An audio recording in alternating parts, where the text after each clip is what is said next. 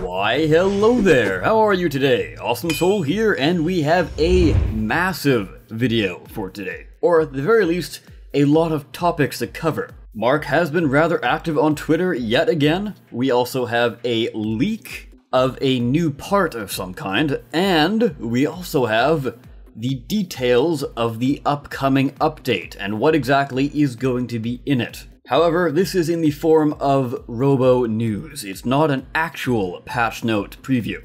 So we kind of have to read between the lines here to see what exactly is coming. Some of it's fairly obvious, but there's a lot of flavor text here, which may or may not have any meaning to it. And said article is going to be precisely where I will start. As is custom with all of these articles, at the very top, they have the published date for this little newspaper piece. And that is the 10th of August, 2152. So that would mean that they are indeed keeping with their update schedule of every other week, and we can expect to see the update drop next week, which is Thursday the 10th if you didn't quite understand what I was getting at there. The article starts us out with a scorpion's sting. The momentum on the Alpha Scuddy front stalled with the CF's deployment of a new mega railgun, the HPV-34 Impaler. So what we can expect is just simply the Rail Impaler to be this weapon's name. I doubt we're gonna get the HPV etc part. Jumping a little forward, we continue on by saying it shows that this weapon is the largest of its class, obviously the largest railgun, and sporting a quad magnetic rail system with a 34 megajoule capacitor. Now, does the quad magnetic rail system actually mean anything? Is this going to be like a 4-shot charge in like rapid succession? Or is it just going to be a crazy high burst damage? Which certainly isn't out of the question, because we have Mega Plasma, which is a single projectile with huge burst damage potential. And what exactly is going to be the nominal count of this weapon? In the little promotional image they have, the Mega Rail, or the Rail Impaler, is mounted on the tail of the classic FreeJam Scorpion bot. But then again, another example that jumps to mind is the tank that they're using in a lot of the promotional imagery, etc. for Robocraft Infinity, that has a single Plasma Goliathan on it. And as you know, Plasma Goliathans have a nominal count of 2. So chances are here, with the Rail Impaler, we are going to be getting a nominal count of 2, if the whole trend continues. Now, we don't have any specifics on this weapon. We don't have CPU, we don't have weight, we don't have damage, etc. But what we do have is a soundbite of it in action. And it's going to sound a little bit like this.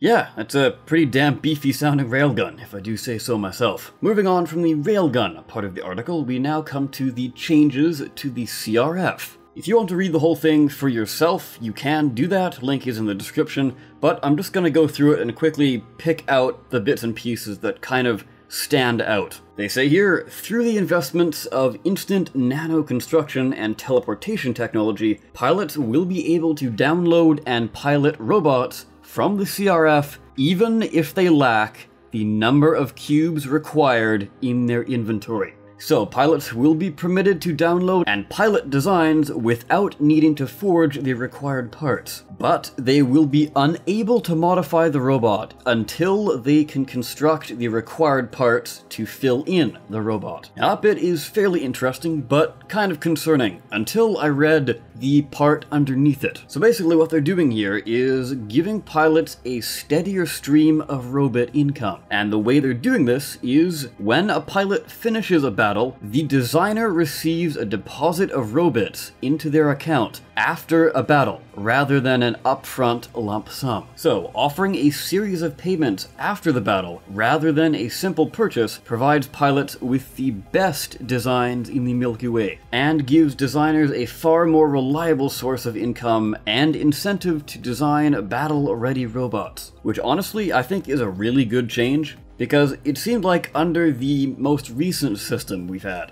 it was obviously players buying with the parts they had, and more often than not, they had enough parts to actually complete the robot. And then you, the builder, would never really get much of anything, unless you had a lot more elaborate parts on your robot, which obviously would mean you've been playing longer and therefore already have more robots. But now, from what it seems like to me, is that if a player plays your bot and finishes a match with them, then the builder will get essentially free money. I'm not sure if the player will have to pay the user robots to actually use their bot, or if the game will just simply issue the builder free money. But either way, I think that's a lot better of a system. And speaking of systems, there are actually going to be some more systems added to the CRF in the form of a mastery system. So how this works is pilots who use purchased robot designs in 10 battles will gain a new rank with that robot called Mastery. Each level of Mastery improves battle rewards and a better understanding of the robot's core handling. Once mastered, that mastery remains, even if the pilot modifies the vehicle. It should be noted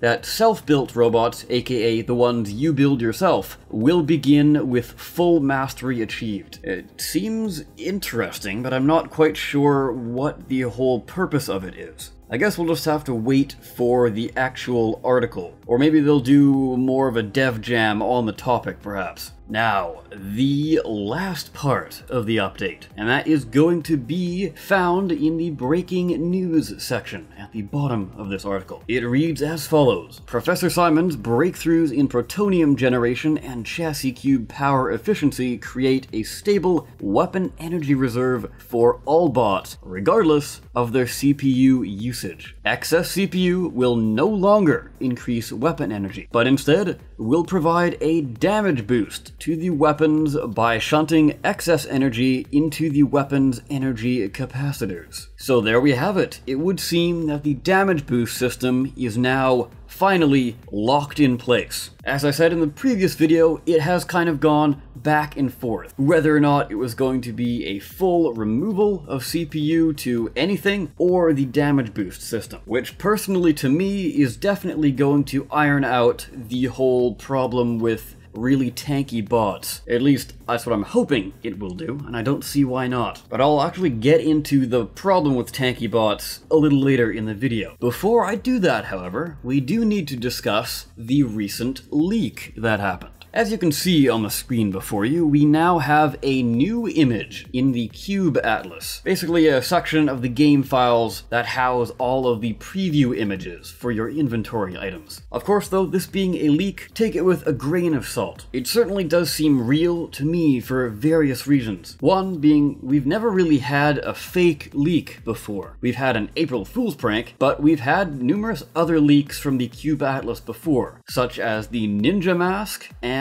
as well the Ghost module, just to name a few. On top of that, we also have FreeJam's Grib commenting on there as well, with a fairly humorous post, but still a post nonetheless. Anyways, this part actually leaked before we knew about the Mega Rail. So that sound clip I played for you earlier, which we now know to be the Mega Rail, people were assuming it was part of this item, whatever it may be. And when they posted that audio preview to Twitter, they used the hashtag Impaler. So some people were thinking this could be a sort of melee weapon, but certainly doesn't seem like that. Now what immediately jumps to my mind is the Gyro Mortar, which has come up a lot in the past as far as leaks and general talking points. If you've followed the channel for a while, you know exactly what I'm talking about. And what kind of adds a bit more credibility to that is the user replying to this comment thread on Reddit, SunTingYu, informs that it is placed alphabetically between gold and headlamp. So the gyro part of Gyro Mortar definitely would fit in there rather well. The one thing that really stands out to me, however, is it doesn't look like any of the other weapons we have. Now, that could just be because, well, it's a mortar, so you don't really fire it straight forward,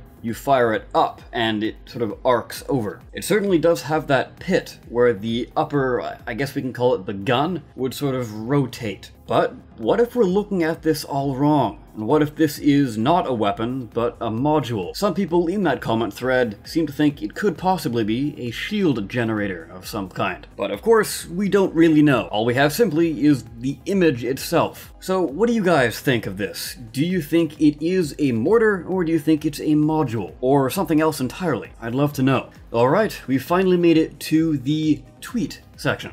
Of course, from Mark Simons. I'll try and blast through these as fast as possible, because we have been here for quite a while. So, first thing, he is asking the community whether or not he should make the maps 20% larger for next week's update. And this thing got a huge amount of support. Last time I saw it, it was like 60-something replies and 68 likes, I think, something like that. And scrolling through them, they're pretty much all positive. So with that in mind, we will most likely be seeing larger maps added to the game. Although, I guess that's not really the proper wording. All they're simply going to do is upscale the map size. So in a way, it would kind of make your robot seem a little bit smaller. Still though, larger maps are something the community has wanted back in the game for quite a while. So I'm very glad to see their possible, yes, I must reiterate, possible return. This is not confirmed yet, but of course I will keep you posted. Here we have somebody asking about a counter-picking system in ranked mode. Mark responds with, not yet, but I agree it is indeed needed. The last time we've heard anything, at least from FreeJam, as far as a counter-picking system, it would most likely be their idea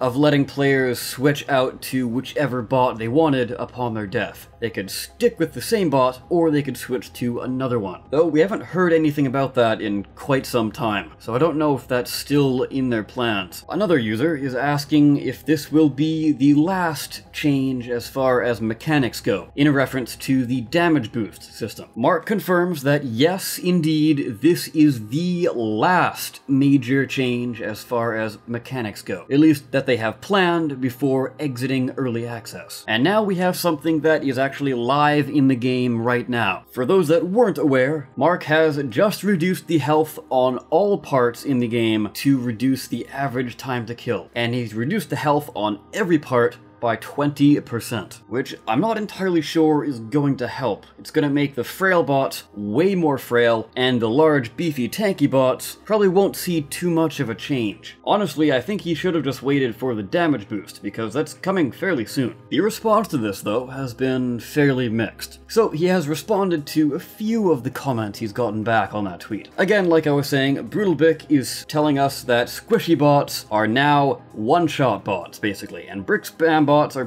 pretty much the same. Mark says that for a number of reasons, whether or not we currently know these reasons or not, we still need to strongly encourage the use of chassis blocks onto a robot. BrutalBic also says, so until we get the damage boost, things will remain very unbalanced. I hope to see the update soon in this case. Mark simply responds with, Thursday is the next update. So kind of reading between the lines here, I'm guessing he kind of knows that things are unbalanced as well, because as I've said multiple times, this update has been split up into multiple parts, so the true balance they're going for is not yet here. And to close it out, Mark responds to somebody else by confirming that their design philosophy of having lots of cubes required for tankiness is never going to change, and they certainly don't intend to change it at all. There we have it. Congratulations, you've made it through a massive flood of Robocraft news. Let me know if you actually made it to the end. I'm kind of curious how many did. On top of that, leave your comments down below on anything discussed in this video. With that, I of course have been the Awesome Soul. I thank you so very much for watching, and I will see you next time.